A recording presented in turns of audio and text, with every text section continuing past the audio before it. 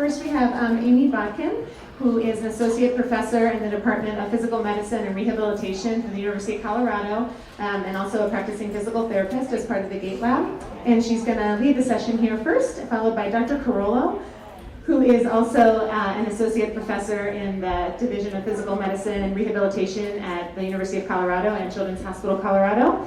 And he is also the director of the Center for Gait and Movement Analysis, as well as the director of Musculoskeletal Research Center, of the Musculoskeletal Research Center. He's also leading a study on looking at gait across the lifespan, not just in younger children, which I think is really beneficial for our population. So we'll get started with you. Thank you. Okay. Can you hear me? Yes? Okay. Well, thank you. I'm pleased to be here and tell you about our Gait Lab. The Center for Gait and Movement Analysis started in 1999, and so we've been going for about 17 years. The lab moved from the old Children's Hospital to the new one in 2007, so everything was updated at that time. I've worked at the Gait Lab for just about 15 years. So I'm going to talk primarily about the procedures of doing a gait analysis, and then I'm going to talk a little bit about how that information would be used more for physical therapy interventions that can help improve gait, because then Dr. Carollo and Dr. Chang will talk about some of the other interventions that can be done. So what is instrumented gait analysis? Basically what we do is we use the same technology that's used for making video games or computer-generated images in movies, and we use that technology and we analyze the way people walk.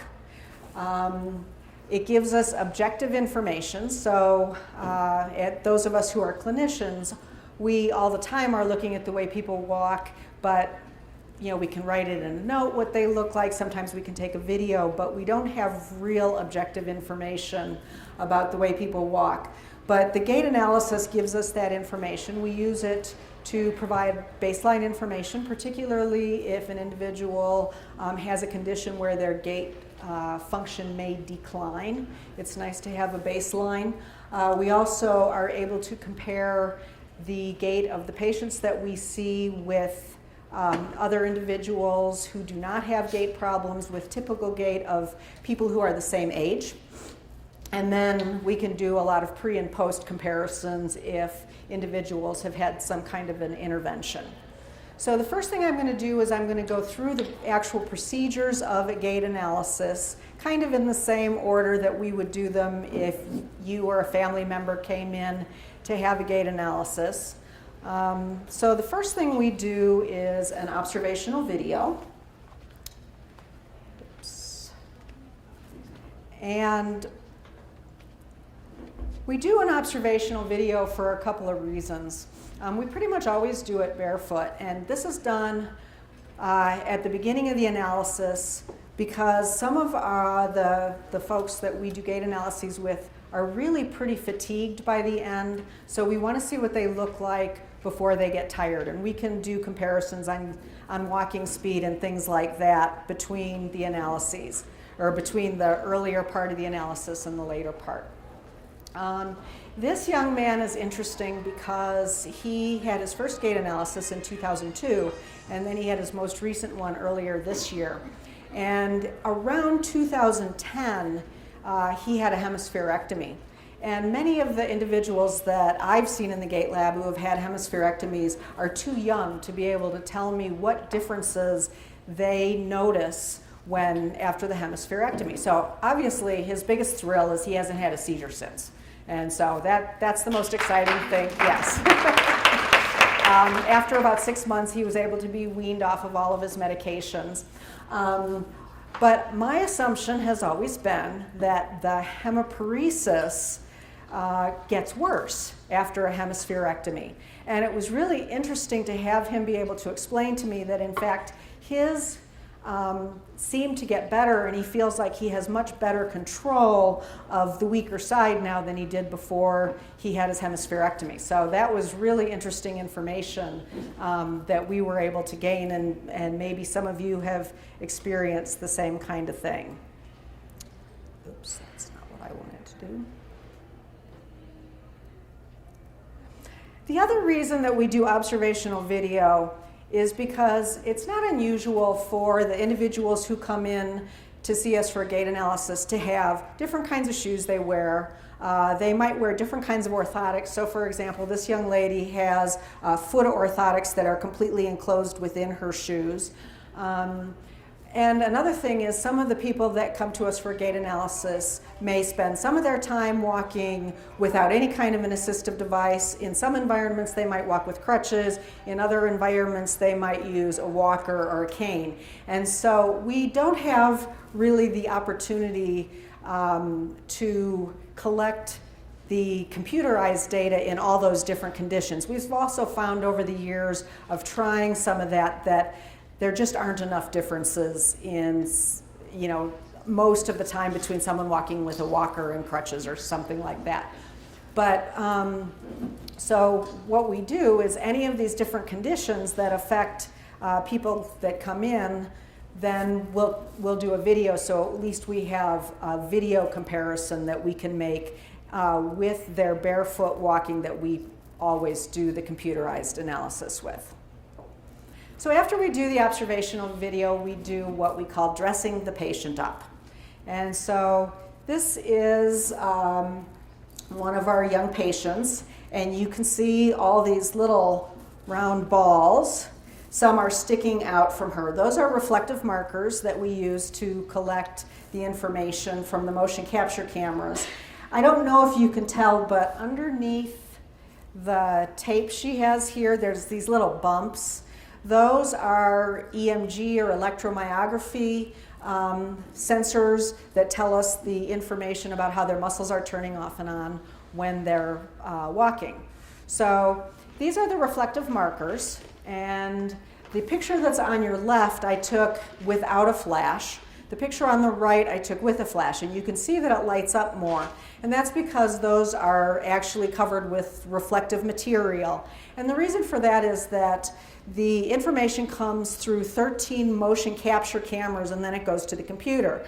Well, the computer can't see the skin or the individual who's actually walking. They have to have either something that's emitting light or a reflection in order to be able to pick up how they're moving. And so this picture on the right gives you an idea of how these reflect so that our motion capture cameras can pick up where the person's moving. Keep doing that. And this is a picture of some of the cameras along one of the walls. Like I said, we have 13 cameras total.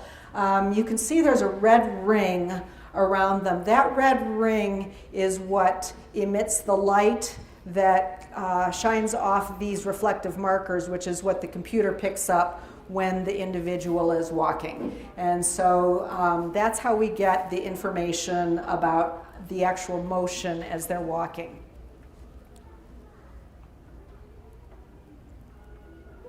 These are wireless EMG sensors. And so if you look at the one on the right, that's the side of the EMG sensor that goes against the individual's skin. So we have 6 muscles on each leg, 3 above the knee and 3 below the knee, that we put these sensors directly over the muscles. And then the electric signal that the muscle emits as it's turning off and on is picked up by those little silver things that sort of look like little staples on the back of the sensor. Then the other side is the front of the sensor that goes away from the patient's skin. The markers and the sensors are attached to the individual's skin using 2-sided tape. And then we wrap with Coflex over that, and the whole purpose of the Coflex is so that things don't jiggle around or fall off when the individual is walking. So this is a picture of what our walkway looks like where the patients walk when they're having their gait analysis. So you can see the reflective markers. You know the EMGs are underneath the wrap here. You can see these boxes, I hope, that are in the floor. They look sort of like a hopscotch pattern. We have 10 of those.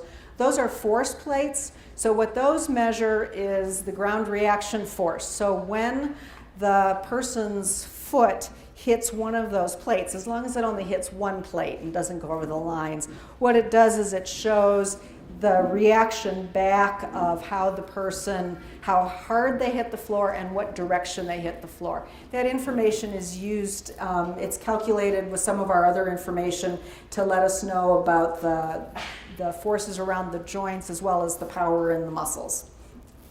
The mat that you see in front of her is a plantar pressure mat. And so as the individual walks across, it's sending footprint images to the computer, which I'll show you a picture of in a minute. The computer produces them in color, so the closer they are to red, the heavier the pressure is. The closer they are to blue, the lighter the pressure is. But it's essentially the same as if you walked across damp sand, and where your heel hits, you're going to have a deeper indentation in the sand, and then you have the regular footprint. You'll have another, not quite as deep usually, impression where the ball of your foot and your toes push off. And so that's the image that we get that goes to the computer and that we can save and use with our gait analysis. All of the information that we get in 3 planes of motion. So we can look at how the person is moving from the front, or similar to this picture we're seeing on the left, how the person is moving if we're looking at them from the side, or how they look if we were sitting on the ceiling looking down on them. So we can actually see how their hips and their legs are rotating as they walk. So this is what it actually looks like when someone is walking across our walkway. So the red area with the plantar pressure, with the force plates that's before the black mat, is where all those 13 cameras are aimed. And so that's the area where we get the best data about how the person is moving as they walk. So each person probably walks back and forth about a dozen times. This is our control room. It's actually not up as high as it looks like it is, but we do have all the computers and the monitors and the controls for the video cameras and stuff in this room, and the tech team staff that's working with the physical therapist doing the gait analysis will let us know how many times the patient has to walk back and forth till we have enough information. Like I said, we always look at the individual walking barefoot. If they have enough energy, and if they're wearing usually AFOs or the short leg braces that go from below the knee over the ankle and to the foot, then we'll often collect a second set of data with those braces on. So this is the information that we gain from a gait analysis, and I'm going to go specifically through each type of information that we get. So the first one I'm going to talk about is temporal distance parameters. And what temporal distance parameters are, it's also time and distance. So it's things like walking speed, how long of a step the individual is taking, and then how long they spend on each leg as they're walking, and how much time the leg is swinging forward to take a step. So that's what all this information is telling us. We display it in a couple of different ways. So we have a chart up here. It's all compared with average or reference values for that individual's age. And then we also have graphs down here. And the nice thing about the graphs, so the red is always the left side, the green is always the right side. In this case, we compared barefoot to AFO, and the lighter color is always the one with the brace. Is that just glancing at this, you can see that there are a lot of asymmetries in this person's gait pattern. So it's particularly clear here. The left or the right side has a much longer step length than the right side does. Over here, this is how long the person has their foot on the ground when they're walking, much longer on the left than the right. So we can get some assumptions about the way they control the two sides of their body when they're walking. Kinematics are kind of the thing that we probably use the most. Kinematics is the way the joints and the body segments are moving as we walk. So we look at the way the pelvis moves, which is the top row here. We look at the way the hips move, the knees, and the ankles and feet. If we look at the columns here, this is looking at the individual from the front, from the side, and from up above, the rotations. And so, for example, we can see how the leg is bending. So looking from the side, this is the hip bends and then it straightens, which is what we're seeing in the graphs. We have, if you see these black bands, that's the average for that person's age. The left is the left leg, the green is the right leg. So this is what we call a gait cycle. And everything that we talk about in the gait world is related to a gait cycle. And basically what a gait cycle is, if you look at my right leg, the beginning is when my foot's hitting the ground. It's all the time that my foot stays on the ground while the other leg swings forward. Then this leg, my right leg, comes off the ground, and when it hits the ground again, that's the end of the gait cycle. The reason that's important is obviously, yikes, I'm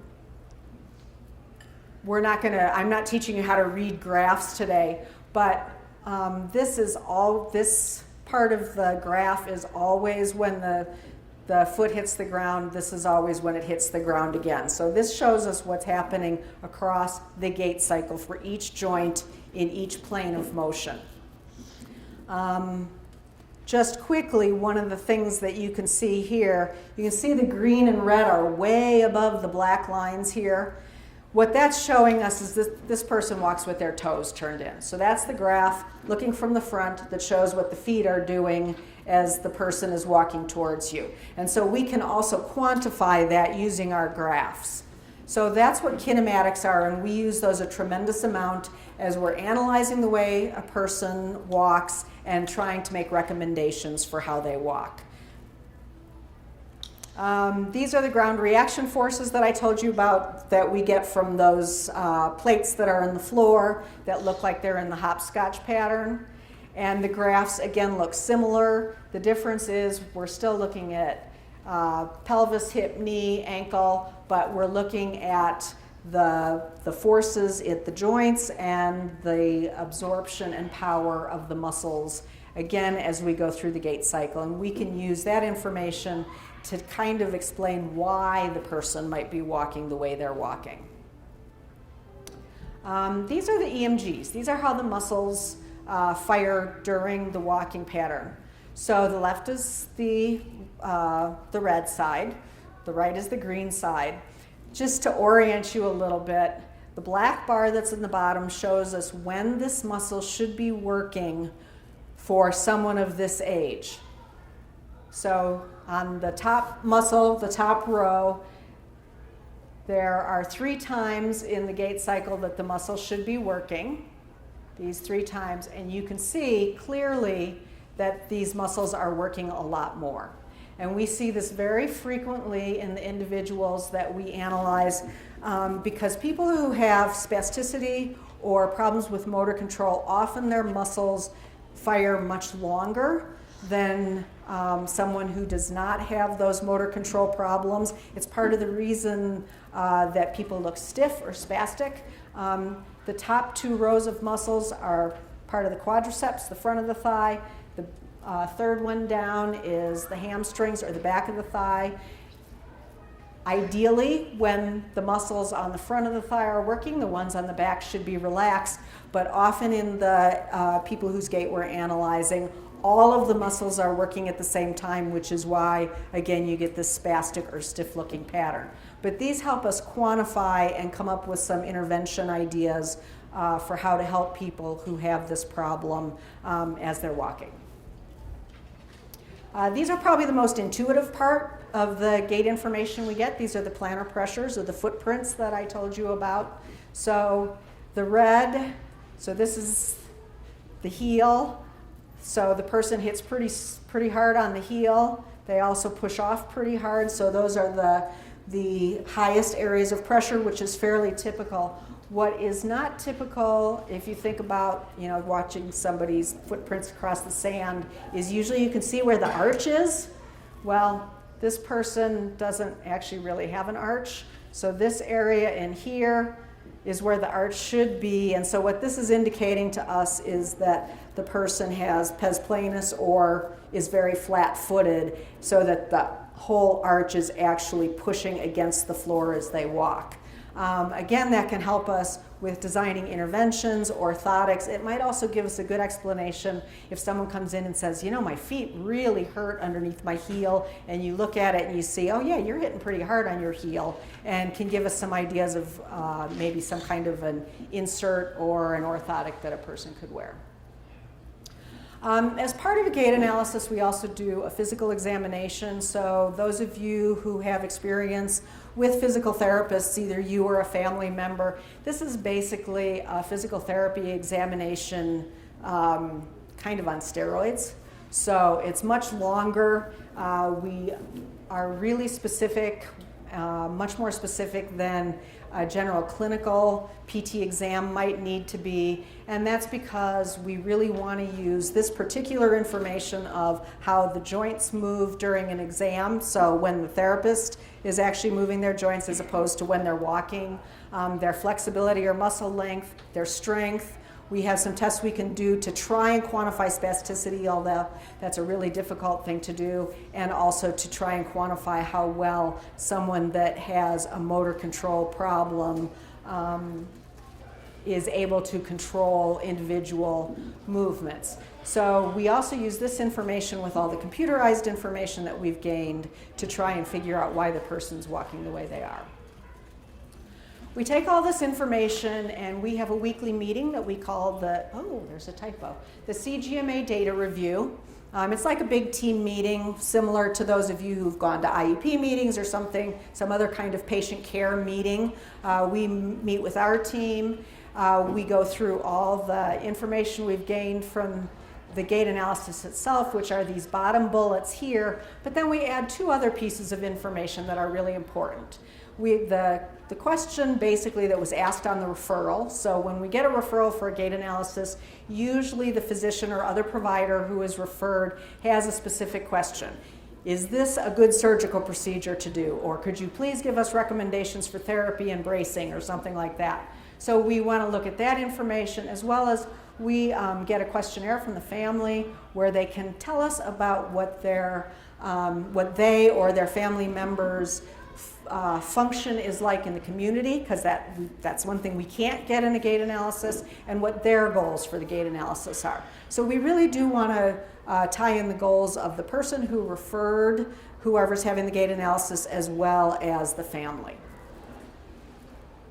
Just to give you an idea, we do have a very multidisciplinary team, representatives from orthopedics, rehab, PT, biomedical engineering, our technical team, which is biomedical engineers, biomechanists, and kinesiologists, and then we have some orthotists who join us as well.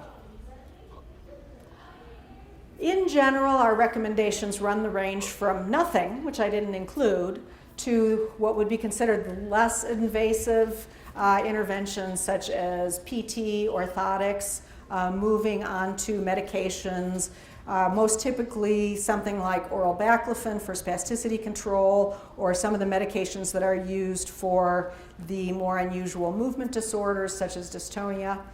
We discuss injections, usually Botox or phenol, that can reduce spasticity in specific muscles and improve flexibility. And then we also have various orthopedic and neurosurgical procedures that we discuss.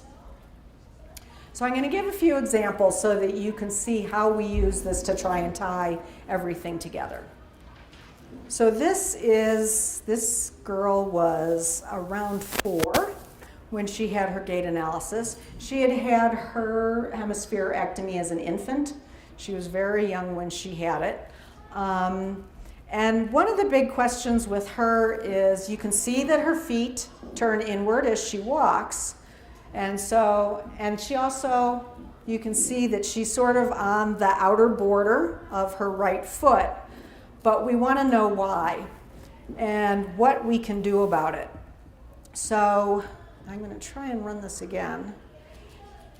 If you look again on her right leg, even though her right foot is turning in, her right knee is turning outward. And we always put a circle around the kneecap because we want to try and see which direction it's pointing, which can really help us. So the things we're trying to figure out is, why is her knee pointing outwards and why are her feet pointing inward? And so some of the information that we used to try and figure that out included the kinematics, or how are the joints moving. And one of the things our technical team can do for us is they can put on averages. So remember, the top row is the pelvis. This is rotation. So that's this movement here with the pelvis. What this is telling us, the green line, or the right side of the pelvis, is behind the left side. So this girl is walking like this. Okay? So is that the reason that her knee is turned out? Maybe.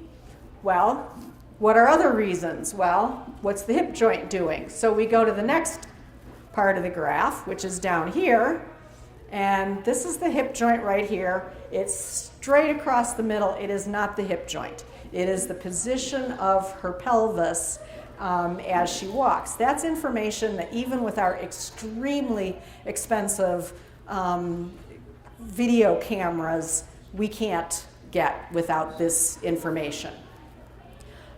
These graphs here show us that the lower leg and the foot are both pointing inwards. That's what's contributing to her foot pointing in. So the upper part of her leg is essentially going out and the lower part's going in. This just gives us more confirmation that she's walking on the outside of her foot. And again, if she came in and told us that her foot's bothering her, we'd have a pretty good idea of why that is. So there are a number of interventions that can be done. Most of them are surgical. And I'm not going to talk specifically about the interventions, but I just want to show you wanted to give you one idea of how we use the information and to come up with how the reason that we're seeing the gait abnormality that we are, and then how we might treat it. Okay, this is a young boy, and this is what we call a stiff knee gait pattern. It's probably pretty obvious why we call it a stiff knee gait pattern. If you look at his right leg, it's not bending at all. This is a problem that we see frequently, and so we know some things to look at. So again, we will look at our kinematics.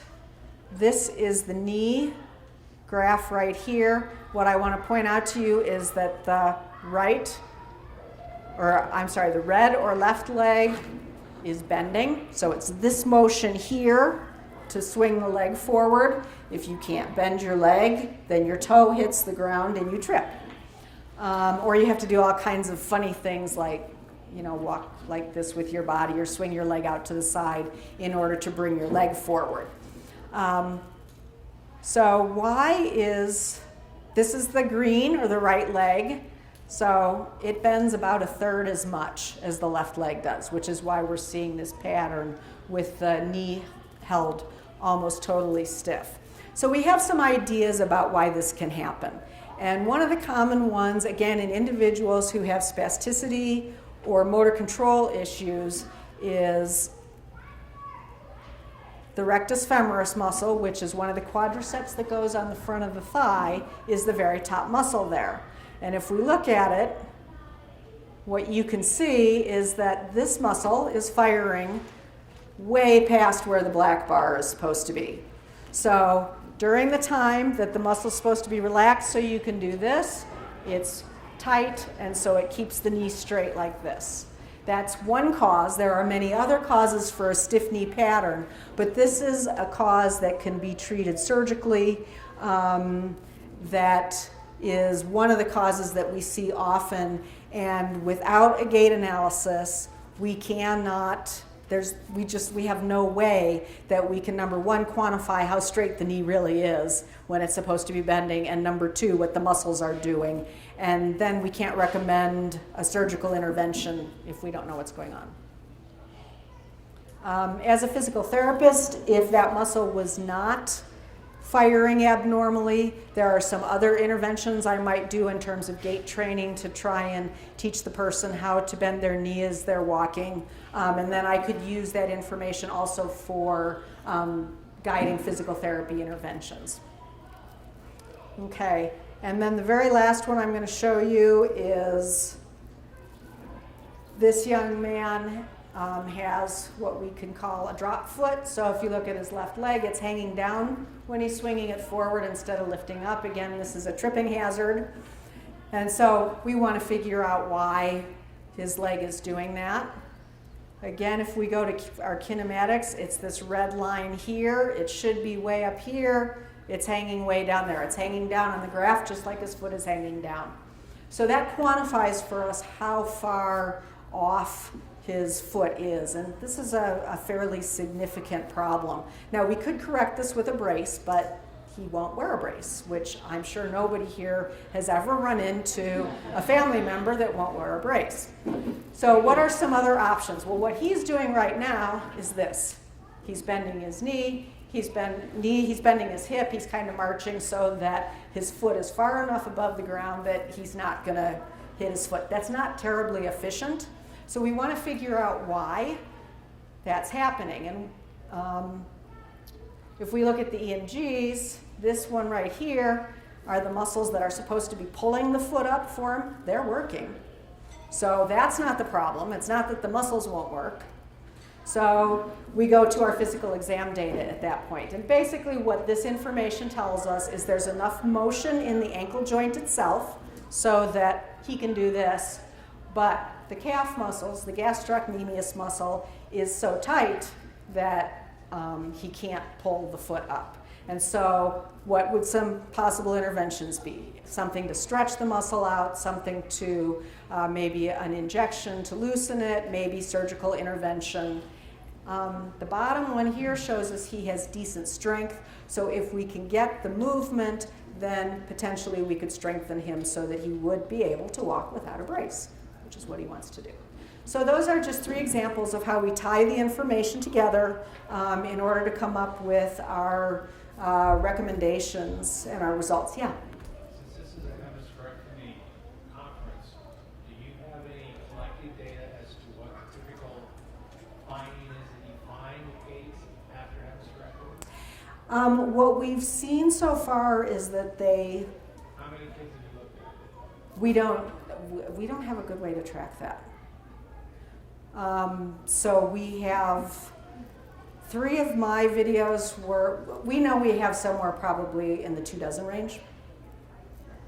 So they actually don't look that different from other causes that we see of hemiplegia.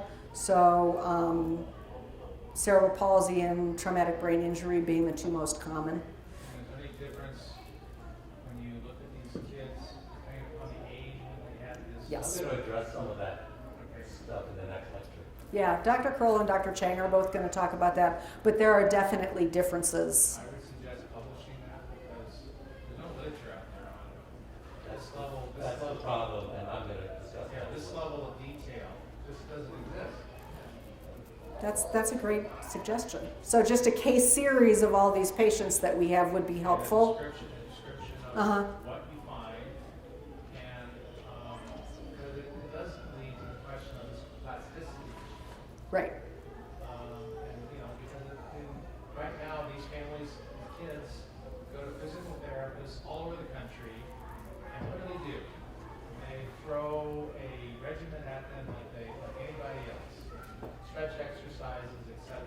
Whereas if you've got some data that really, they can say, well, if it occurred at this age, the typical problems might be this, and intervention related to something is certainly far more medically, scientifically indication of what's going on. Because how many places around the country have this level of gait analysis available? How many? Do you know how many? Carollo can address that probably best. My guess is there's a lot of families here that do not have access. I'm sure you're correct. So this is They're all Yeah, but some of you have traveled, haven't you? Yeah, my best answer for that is I would wear my, there's an accreditation group for clinical movement analysis. It's called the Commission for Motion Laboratory Accreditation. I've had the honor of being the president of that commission for a long period of time, and our job is to go ahead. I'm now the past president. I've been term limited out, which is good or bad, but we're never really disconnected. I think my point is to say is that there's now 10 accredited clinical motion laboratories in the United States. To be an accredited motion laboratory, you have to have all the characteristics that Amy has described.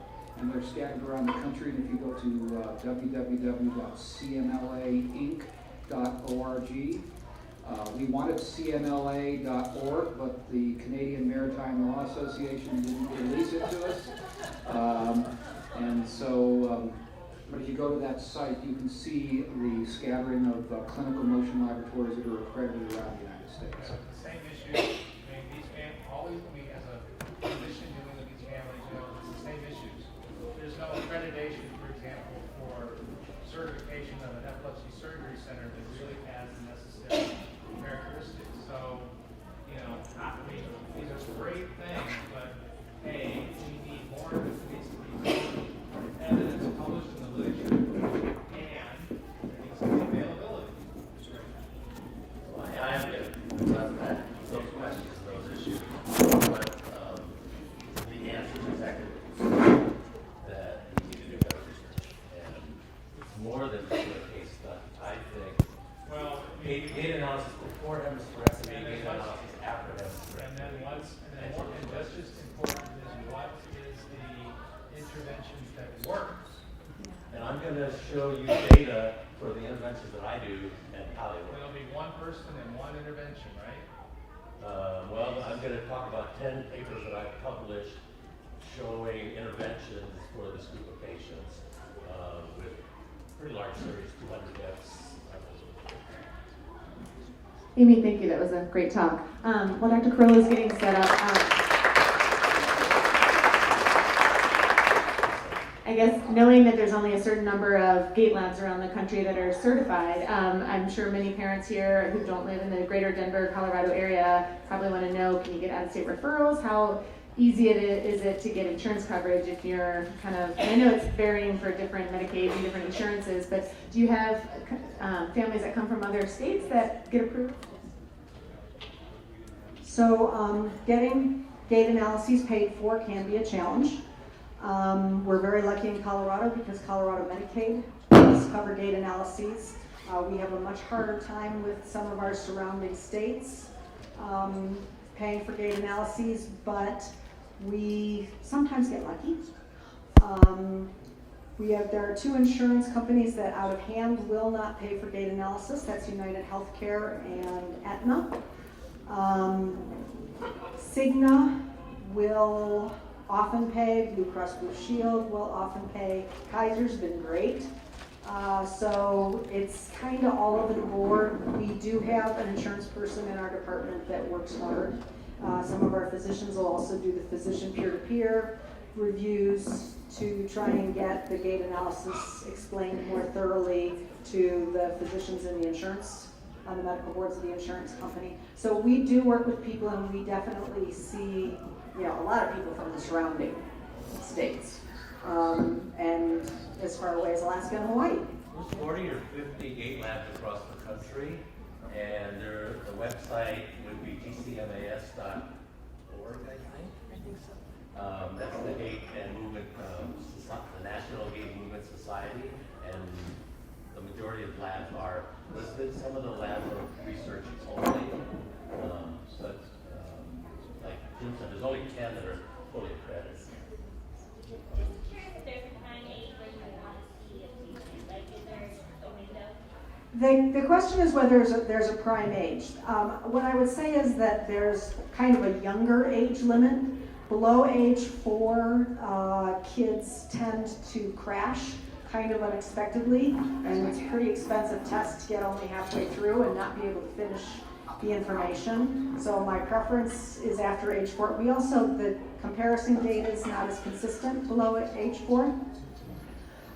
In terms of function, we need the people to be able to walk the length of that walkway, which is about 8 meters, without stopping.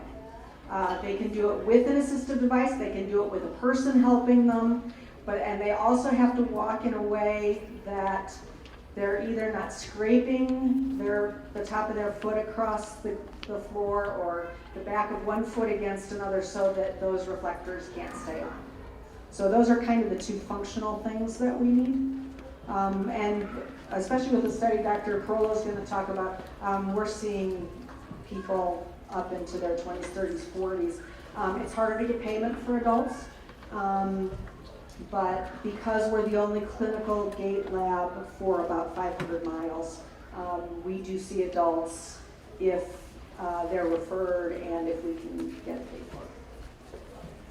I'll be around until after the next talk if anybody has any other questions. Okay. Well, thanks everyone, and thanks for the invitation to talk with you. And your question really is very poignant for me, because the challenge with this type of research is the fact that as you know, you're dealing with a rare surgical procedure, and there are not a lot of folks. So rare. But it's rare enough that there isn't a lot of individuals in any particular region, so one site can do it. Medical schools that need this operation. That's right. We could probably share some thoughts on that. And some lawyers too. I guess my point is that because it's not as common as cerebral palsy, which is the most common childhood disability, the finding a large enough cohort of individuals to study who have a hemispherectomy is very challenging. And so, but that's exactly the importance of this, is that for us to really make advances and utilize these tools to go ahead and make advances, we need to partner with organizations like this. And these are the kind of things that we thrive on in terms of partnerships that are related to improving function and performance in individuals who have a brain injury. And so I first want to, and I'm going to tell you quickly about the work that we're doing. I have to preface it by telling you that the project is not completed, so I'm not prepared to present results yet, but I can tell you some of my findings and some of my feelings so far as we've gone through this. I can tell you that it's even challenging to do this for individuals with cerebral palsy, which is, you would think that would be established. It took me 4 years to convince some government agency that this was an important enough study to study to get funded. But I thank our institution, the National Institute for Disability Independent Living and Rehabilitation Research, who actually has funded the study. You brought up a very important point. This study is about cerebral palsy. What does it have to do with hemispherectomy? And as my colleagues have commented on, and as well, the fact is that there's a commonality between cerebral palsy and hemispherectomy from the standpoint that they both involve an injury to the developing brain. And when there's an injury to the developing brain, by whatever means, it impacts movement in similar ways by our experience so far. And that's why we feel like we can all benefit from the knowledge we've gained from cerebral palsy to help you understand the gait abnormalities in this population. And it's that commonality with seizures and epilepsy that prompted us to try to do a review. Just like you have suggested that a review that there may not be enough research, and we did a review study to go ahead and look for the incidence of epilepsy in adults with cerebral palsy. And what we found is that there's very few studies that describe the incidence or frequency of epilepsy and seizures in cerebral palsy. And in the studies that have happened, the reported incidence varies very widely. Of the 3 or 4 studies that have addressed this, the incidence reported in each of those studies is 15 to 49%. And, whoops, it's 15 to 49%.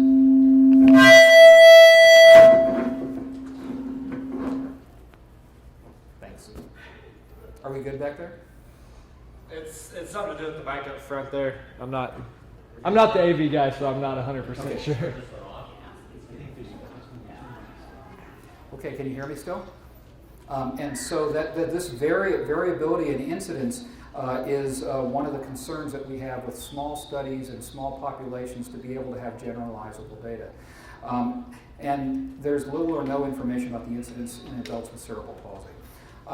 The other question I think that I wanted to address initially is that, well, why are we talking about walking as well? But I think in this audience it's probably clear why we're talking about walking. But I think that I rely back on a colleague from University of Waterloo who really said it best. There's nothing epitomizes a level of independence or a perception of a good quality of life more than the ability to travel independently under our own power from one place to another. We celebrate the development of this ability in children and try to nurture and sustain it throughout the lifespan. And this has been kind of an inspiration for us as we go ahead and go forward with this to understand what happens. It also turns out that walking is also a very good health indicator. It's been found to be a useful measure of health. It's reliable, valid, sensitive, and specific. It correlates well with function and ability, with balance, confidence, and it also correlates with community function, and that is higher level things such as crossing the street, stepping off a curb. All of these things indicate that walking is not only an important function that we all want to maintain for mobility purposes, but also it's an indicator of the future. And so in a nice study that was done that took a series of information about this, it came up with this chart. And this chart is done, I want to point out, is done with able-bodied individuals and the elderly as they transition, as they get older, and there's changes in their walking speed. But within this, it gives us different criteria based on walking speed in terms of functional activities that we can do. And if you look at this, you can see that there's a vast separation between the many functional activities that we all take for granted, and as walking speed declines, you see that there are a number of other things that occur as we age. You become more dependent on ADLs, more likely to be hospitalized, need intervention to reduce falls, and some of these others that are associated with aging and changes in walking speed. Studensky and others have all looked at walking speed and have also done a similar analysis. This was on a prospective cohort of 492 individuals, and from that they were able to identify, again, these are able-bodied individuals who are aging and have identified the different functions that they could do and their relationship to their walking speed. So the point of this is to show that walking speed really, and walking in general, is a health indicator, and we should pay attention to it for more than just the mobility pieces. We also know that walking speed is predictive. The Studensky study I just talked about, it's also been related to talk about functional decline, functional physiologic changes, rehabilitation approaches, aids in prediction of fall and prediction of those at risk for cognitive decline. All of these things, this coupling between walking and cognitive decline are actually very close. And as a result of that, walking speed has become a strong predictor of survival. And if you look at this, you can see that this particular study has identified that the life expectancy is also a function of walking speed. But when you look at this overall pattern, you see that a lot of these issues with health status happen around 0.6 meters per minute. And so this turns out to be a red flag that is now being utilized with the able-bodied community as a point where you have to really start to have concerns about the future. Now, is this validated in a disabled population, or more specifically even in cerebral palsy or individuals with hemispherectomy? No, it's not. But the fact is this has been validated across many different diagnoses and walking, and it's a interesting phenomena that I think we can use as guidelines going forward. So Dr. Janet Becker, who is from Duke, has kind of come up with this, and she's almost put together a TED Talk on this that's related to trying to make us more aware of walking speed and using walking speed and the importance of walking. And so she's identified walking speed as a critical indicator of health. It's a more accurate predictor of life expectancy than sex or gender. It predicts other health indications, including cognitive function, mental and physical well-being. And more than any other vital sign, it predicts falls, future hospitalization.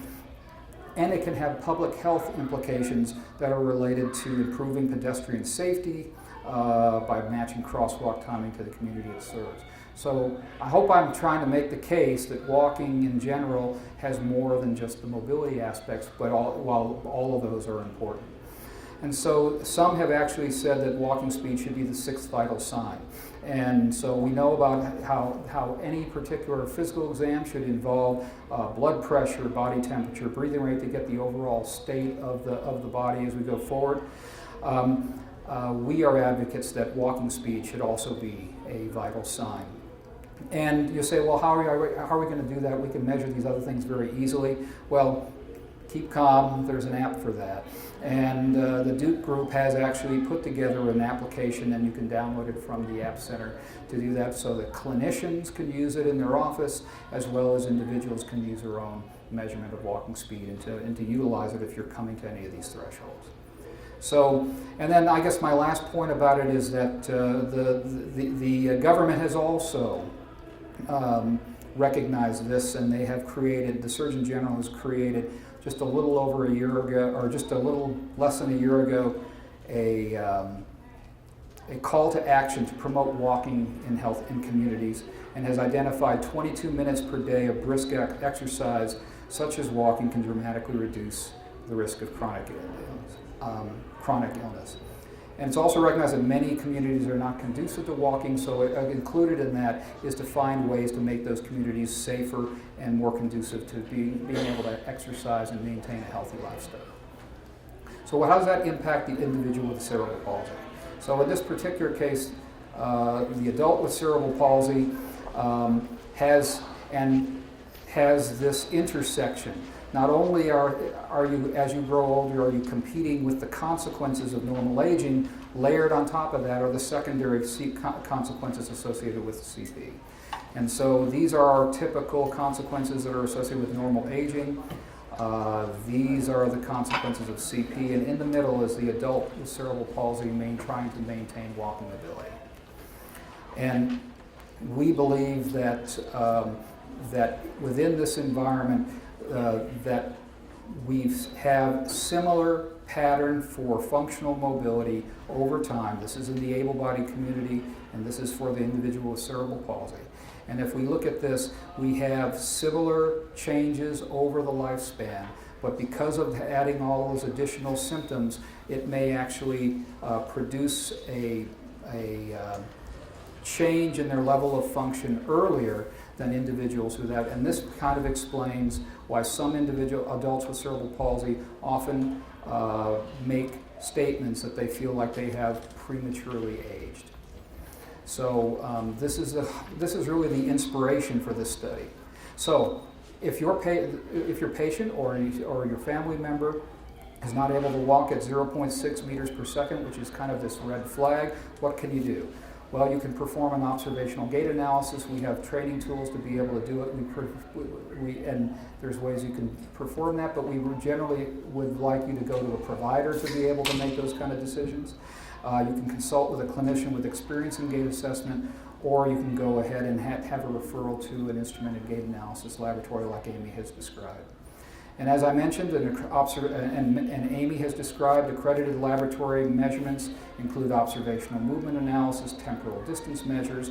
The temporal distance measures are where the walking speed comes in, and that's where we get that walking speed indication of how it goes on. The 3D kinematics gives us another feature of the overall quality of gait, and that is the gait quality index, or also known as the gait deviation index, or the GDI. And then Amy also mentioned the forces and the muscle activities. So with that preface, I wanted to give you two examples of some subjects that we have seen in our laboratory that both have a hemiplegic gait pattern that's common. It's actually the stiff knee gait pattern that Amy introduced. There are different ages, but they're at different stages in this life cycle, and I want to use that as an example of the kind of things that we're looking at and some of the things that we have to consider as we go forward. So this first is an 8-year-old female with spastic hemiplegia. And if you notice now, after Amy's presentation, you're experts in identifying this as being a left stiff knee gait pattern.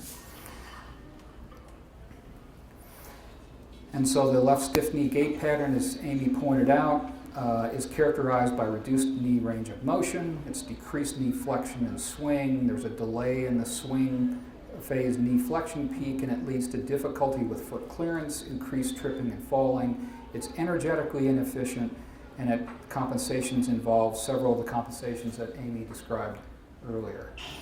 Dr. Chang will talk about this more in depth in terms of the causes, but as Amy pointed out, that's the rectus femoris and prolonged firing of the rectus femoris that leads to this particular pattern. And if we see that, you can have a stiff knee gait for multiple reasons, but with an instrumented gait analysis, we can identify whether or not you're a candidate for a particular surgical procedure. That surgical procedure, I'll leave it to Dr. Chang to describe it in depth, but it involves transferring the rectus femoris into a position that makes it less contributory to that stiff knee pattern. So this young lady had this procedure, and you can see the dramatic improvement that it makes in her particular walking pattern. This is about a year later. We had her come back to the laboratory, and it's I can show you the graphs. I love to show you the graphs. I love to have all that, and I have some, but really, you really don't even need the graphs to see that this is a significant improvement.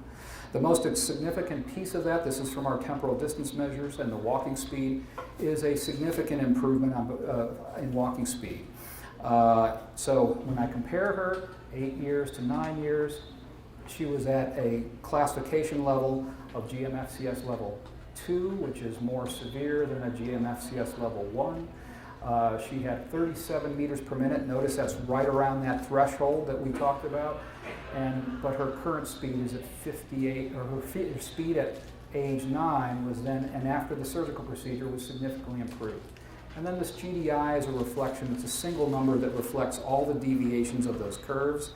And if you look at this, you see we've also had a significant improvement on both the left and the right side, especially on the left, going from 61 to 85. It's 0 to 100 scale, 90 to 100 is normal.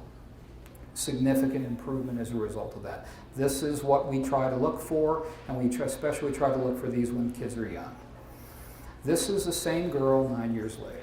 And so this is her at age 18. If you watch the pattern, and I know I went through it quickly, but if you have studied the two patterns, you'll actually see that the patterns are remarkably similar. That the stiff knee gait has not returned, and that by correcting the problem early, we have set her up for adulthood to have as natural a gait as she can have. Now, we would love to fix every gait pattern, and it's very challenging to be able to do that, but in circumstances where we have the right information, we can make a dramatic improvement. What we're hoping to learn from our study is to find out whether those patterns persist into adulthood as we go forward. But in her particular case, a very nice improvement. So at age 9, she's still, and between age 9 and age 18, she's still GMFCS level 1. Her speed has increased because she's grown taller, which helps us with walking speed at the same cadence. Notice her GDI has dropped a little bit. This is not uncommon. She had some other procedures that were required to straighten her spine, and she had some other procedures. She also has gained weight during that period of time, which causes her to do some compensatory movements that have caused her quality to go down just a little bit. But again, her speed has increased. That indicator is still there, and she's able to go forward. I want to briefly compare that to another example of someone who first came to see us as an adult. One challenge with instrumented movement analysis is for individuals who are in their 30s or 40s, movement analysis wasn't available to them as children, so we couldn't correct those problems at that time. In this particular case, this is another individual, GMFCS level 2, left hemiplegic cerebral palsy. She had a little bit more spasticity, but at age 37, they had remarkably similar gait patterns, both stiff knee gait on the left. And as you watch this particular video, you can see that they are, she is, again, a left stiff knee gait pattern. And the first time we saw her was at age 37. So she clearly left childhood with an unresolved biomechanical obstruction to locomotion. The stiff knee gait persisted. At age 42, we saw her again, and we see that she continues to have a stiff knee gait pattern, but now the implications of having a biomechanical obstruction into adulthood are beginning to have some effect on her overall mobility pattern. The most significant piece of that is reflected in this curve with a significant drop in walking speed. So comparing this, subject JD has gone from 32 meters per minute, which is at that borderline, has dropped to 14 meters per minute. Her GDI actually has improved because when she's walking at this slower speed, if you slow down, sometimes you can improve the pattern that you have, so you don't have as many compensations. But again, the walking speed decline is a challenge. And in that picture, in the back corner, you can see her primary means for mobility is now a power wheelchair. And so the point of making this comparison, I want to be really clear. There are two different ages. They have different levels of spasticity, but they both have a similar walking pattern. The difference, in our view, is that one was unresolved as a child and the other one was continued into adulthood. Yes, is there a question? Yeah, so I was just curious, like if you meet someone at 37, do you give them recommendations that they may choose or not choose, or insurance, or to have surgery, or how? Clearly the person was interested enough to track it over 5 years, but they didn't really do anything, I imagine, if they decided. That's right. We made recommendations, and sometimes as an adult, the ability to be able to undergo these particular procedures is more challenging. She happened to be a single mother, and so the possibility of being able to be, of being down for a period of time for the recovery period was not feasible at that point. And it's a further reason to be able to address movement problems when you're young so that you can go ahead and have the best opportunity going forward. We did make recommendations for surgery. The challenging part for us is that adults with persistent gait problems don't routinely get those procedures, and so we don't have a lot of evidence, but we do know that the causes are the same, and we feel very confident that, we feel reasonably confident that the same things that we saw in kids can still apply to adults, but the oldest individuals we've done these procedures on are in their early 20s.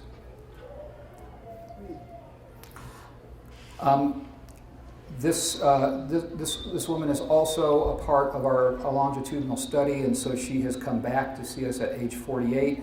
And if you notice, the pattern is still very similar. It has not changed. But now we're actually experiencing, there's similarities in pattern, but the GDI is now starting to drop, which means that there's other compensatory movements. The other thing is that because walking has not been a primary means for daily ambulation, her ability to have longer term walking over time and being able to use walking as an exercise means is also reduced.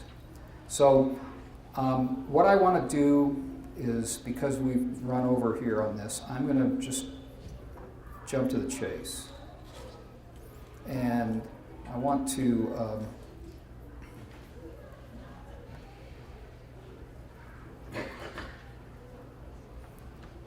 I was going to describe the study and some of the nature of the study, but the critical piece of the study is that because we've been inspired by these kinds of situations, we proposed this study to go ahead and bring back individuals who had been tested as children or young adults and find out how their gait has changed over time. Again, it took us 4 years to get them to convince them it was important, but this is our life's work. This is the kind of thing that really empowers us to go forward, and so we were persistent, and we were able to do it. So that's called the CPAT study, the Cerebral Palsy Adult Transition Study, and we believe that we're going to learn a lot about the longer-term effects of these gait abnormalities as you age with this study. So what's our status? Well, here's the study outline. We have multiple parts to this. The bottom line is that we're testing 72 subjects over a period of time. We're doing identification of subjects from our patient registry at the laboratory. We're doing phone surveys to identify and screen them and track them down and bring them in. We're doing 4 visits of objective data collection, including gait analysis, physical exam measures, and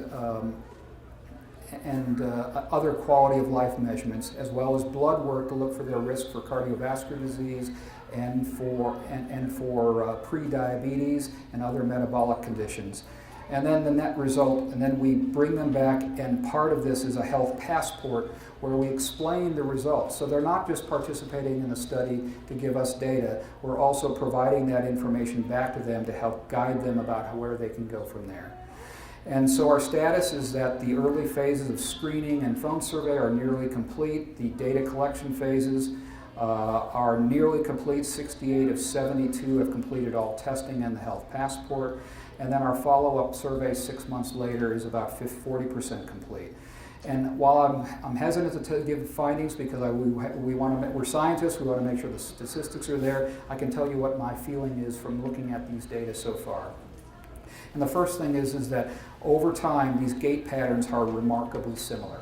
We're seeing little change from their final analysis as children to their adult facility in most circumstances, as long as they did not have persistent movement issues.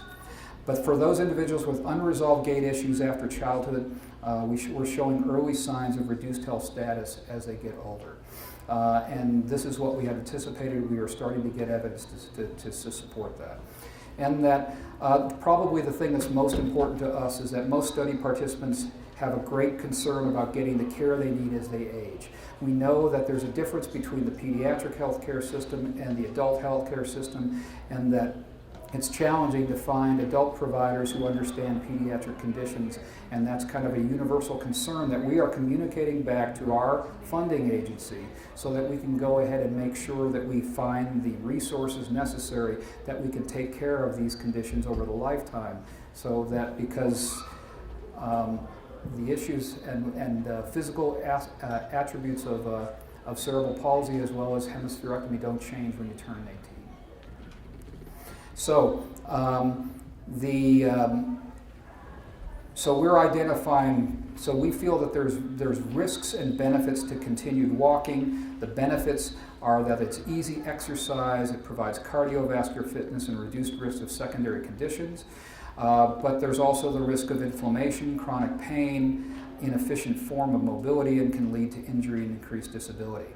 If you actually tip this scale to have continued walking in the presence of biomechanical limitations, we feel that the inefficient form of mobility is going to affect many of the individuals, and it can and will lead to injury and increased disability. So that's why we're emphatic about being able to manage these conditions while they're young.